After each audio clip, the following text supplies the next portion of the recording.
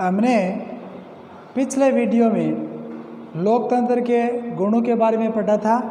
उसके बाद में दूसरे वीडियो में दोष के बारे में पढ़ा था और हमने दोनों पढ़ने के बाद में पाया कि जो शासन व्यवस्था की प्रणाली है वह लोकतंत्र ही सर्वश्रेष्ठ है।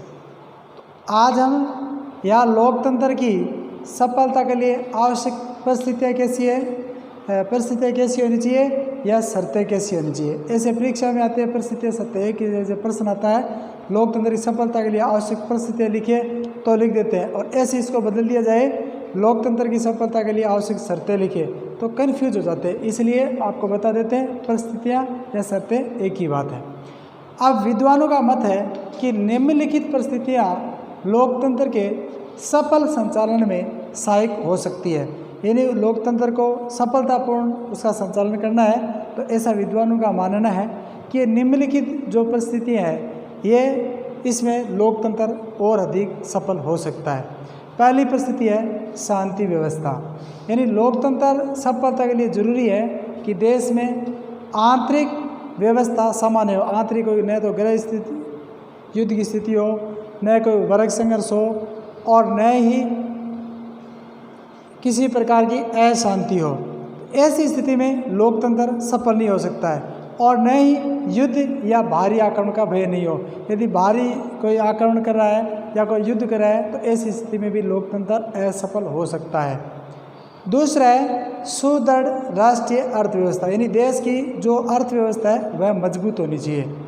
लोकतंत्र की सफलता के लिए जरूरी है कि देश की अर्थव्यवस्था मजबूत हो। जब देश की अर्थव्यवस्था संकट से गुजरती है तो लोकतांत्रिक व्यवस्था लड़खड़। ऐसी स्थिति में जब देश की अर्थव्यवस्था मजबूत नहीं होती है तो लोकतांत्रिक व्यवस्था है वो लड़खड़ा जाती है।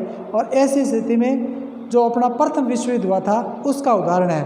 प्रथम विश्व युद्ध के समय जर्मनी और इटली यहाँ पर लोकतांत्रिक व्यवस्था थी, लेकिन वो इसके बाद यहाँ की अर्थव्यवस्था लड़खड़ा गई थी। इस कारण से यहाँ लोकतांत्रिक व्यवस्था का अंत हो गया और तानाशाही शासकों की स्थापना हो गई। इसलिए लोकतंत्र को सफल संचालन के लिए सुदृढ़ यानी मजबूत अर्थव्यवस्था का होना जरूरी है। अगला है आर्थिक समानता स्तर। यानी गरीबी और अमीर के बीच में बहुत बड़ा अंतर नहीं होना चाहिए। यदि गरीबी और अमीर के बीच अंतर होगा तो ऐसी स्थिति में वर्ग संघर्ष होगा और जिससे लोकतंत्र है वो सफल नहीं हो पाएगा। आर्थिक समानता स्थापना। यानी लोकतंत्र के सफल संचालन के लिए केवल इतना ही जरूरी नहीं है कि देश की अर्थव्यवस्था मजबूत होनी।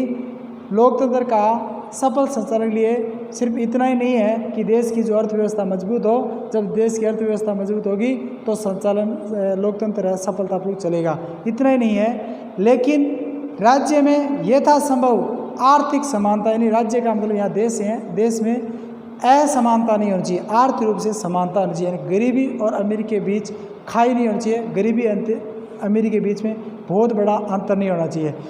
अर्थात गरीबी और अमीर के बीच चौड़ी खाई न हो। यानी उसके अंदर गरीब है बहुत गरीब नहीं हो, अमीर बहुत अमीर नहीं हो।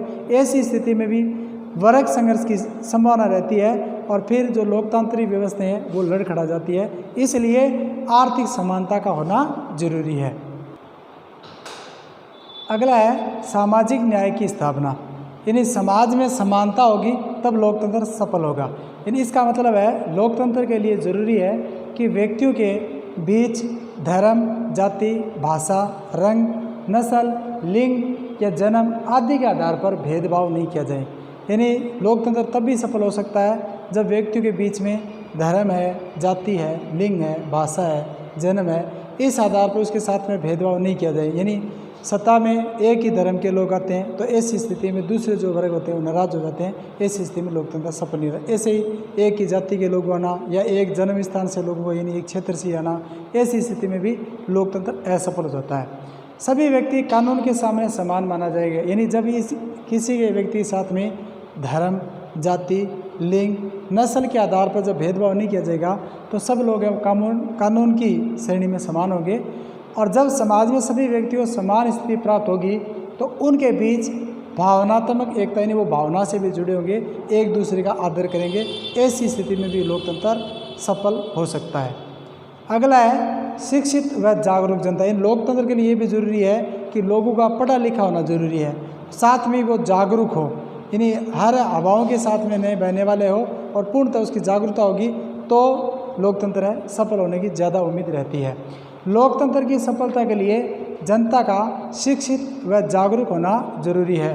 शिक्षित जनता ही लोकतंत्र की समस्याओं को तथा इसकी प्रक्रियाओं को समझने में समर्थ होगी। यानी पढ़ी लिखी जनता होगी या जागरूक जनता होगी तो लोकतंत्र की समस्या क्या है उसको भली भांति जानेगी, साथ में ही लोकतंत्र की प्रक्रिया क्या है उसको भी उसकी इस प्रकार की भी उसमें समझ होगी और वह स्वस्थ जनमत का निर्माण कर सकेगी। नहीं तो आप जब स्वस्थ जनमत का मतलब है जब वोट होता है तब आप देखते हैं लोग प्रलोभन में, लालच में और में बह जाते हैं। तो जब वो जागरूक होगी और शिक्षित होगी तो इस प्रकार के प्रलोभन में और लालच में वो नहीं बहेगी।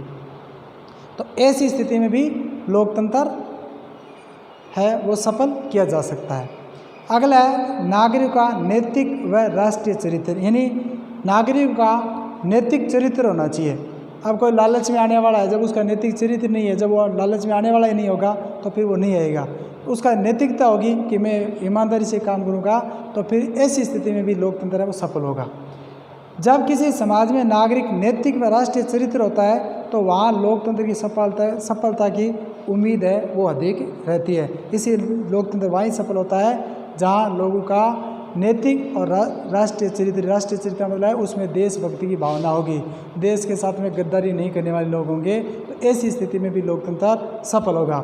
अगला बिंदु है विकेंद्रीकरण। विकेंद्रीकरण का मतलब होता है सत्ता को बांटना, यानी किसी एक वर्ग विशेष या एक जगह केंद्र की सत्ता नहीं होनी चाहिए। जैसे हमारे देश में भी सरकारें चल रही है, केंद्र सरकार, राज्य सरकार या स्थानीय शासन, ये बंटी हुई है। तो इस प्रकार सत्ता का विकेंद्रीकरण होना चाहिए, तब सभी वर्ग के पास में सत्ता होगी, तो ऐसी स्थिति में भी लोकतंत्र सफल होगा। अगला है लिखित संविधान। यानी लोकतंत्र सफल होने के लिए लिखित संविधान होना जरूरी है।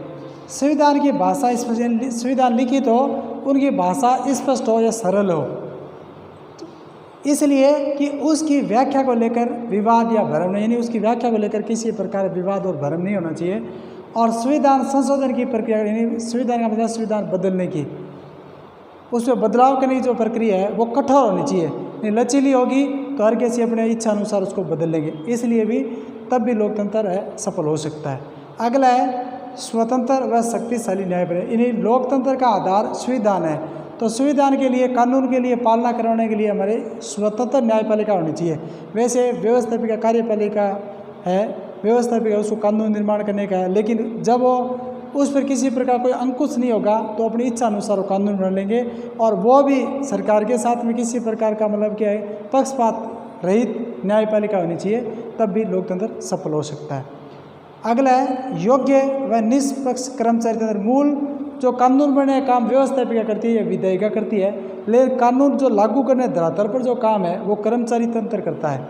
तो प्रतिनिधि द्वारा जो, यानी हमारे जो चुने हुए प्रतिनिधि है उनके, यानी व्यवस्थापिका द्वारा जो कानून या व्यवस्थापिका के या द्वारा जो बनाए गए कानून है उसको लागू करने का काम कर्मचारी करता है। तो कर्मचारी तंत्र है वो ईमानदार होना चाहिए और पक्षपात रहित, यानी उनको पक्षपात नहीं करना चाहिए, और उनमें भी काम करने की सेवा भाव होना चाहिए, यानी सेवा का भाव है उनमें होना चाहिए, तब भी लोकतंत्र सफल हो सकता है। अगला है स्वस्थ व सुसंगठित दलीय व्यवस्था। यानी जो दल है, दल का मतलब है पार्टियां, राजनीतिक जो पार्टियां हैं वो सुव्यवस्थित होनी चाहिए। वो क्या करते हैं कि अपने दल को ही, यानी अपने स्वार्थ के लिए अपने दल को आगे बढ़ावा देते हैं, या अपने को क्षेत्र को लेते हैं, या उनको कोई विशेष चीज़ को लेकर ही वो बढ़ावा देते हैं, न कि ऐसा न होकर उसमें राष्ट्रीयता भावना होनी चाहिए, यानी राष्ट्र उनके लिए सर्वोपरि होना चाहिए। इस प्रकार की दलीय व्यवस्था होनी चाहिए। अगला है योग्य व निष्ठावान नेता। यानी जितने भी नेता है वो योग्यवान हो, कानून के जानकार हो, कर्तव्यनिष्ठ हो, और उनके देश के प्रति, जनता के प्रति सेवा का भाव हो, उनके प्रति निष्ठा हो। ऐसे जब राजनेता होंगे तो लोकतंत्र सफल हो सकता है। नहीं तो जो स्वार्थी होंगे, अयोग्य होंगे, तो फिर क्या है कि लोकतंत्र है पतन की ओर चला जाएगा। अगला है सार्वजनिक हित की राष्ट्रीय योजना। अब सरकार चाहे किसी की हो, वो अपने ही स्वार्थ के लिए काम करने वाली नहीं होनी चाहिए। ऐसी योजना होनी चाहिए राष्ट्र के लिए कि आम अंतिम छोर तक व्यक्ति है वहाँ तक उन योजना का लाभ मिले, तो उनकी भी अपने देश के प्रति निष्ठा रहेगी। तो इस प्रकार की योजना होनी चाहिए जो कि सार्वजनिक यानी सबके लिए का हित साधने वाली योजना होनी चाहिए, न कि अपने ही स्वार्थ के लिए काम करने वाली हो। ऐसी स्थिति में भी लोकतंत्र सफल हो सकता है। अगला है आधारभूत मामलों में राष्ट्रीय सहमति। आधारभूत जैसे देश की सुरक्षा को लेकर है, तो इस प्रकार के हैं। चाहे जो लोकतंत्र में क्या है, दलीय व्यवस्था होती है, विपक्ष होता है, तो वो क्या करता है कि जो सरकार काम करती है तो उनकी जो आलोचना करने का काम करता है या उसमें कमियां खोजने का काम करता है। लेकिन ऐसे जो आधारभूत जो मामले होते हैं उसमें उनकी भी सहमति होना चाहिए। ऐसे ही कोई अल्पसंख्यक है या अलग जाति है या अलग वर्ग के लोग हैं, उनके साथ में यदि ऐसा करेंगे तो सरकार वोटों के आधार पर चुनी जाती है। बहुसंख्यक लोग हैं, वही लोग सत्ता में आएंगे तो फिर उनकी कोई भूमिका नहीं रहेगी। तो ऐसे लोगों को ऐसी स्थिति के अंदर उसमें भी राष्ट्रीय सहमति होनी चाहिए। और ऐसे लोगों को जिनकी जो अलग जाति है या अलग धर्म के है या अल्पसंख्यक है, उनको भी अवसर दिया जाना चाहिए। इस आधार पर विद्वानों का मानना है कि हम लोकतंत्र को सफल कर सकते हैं।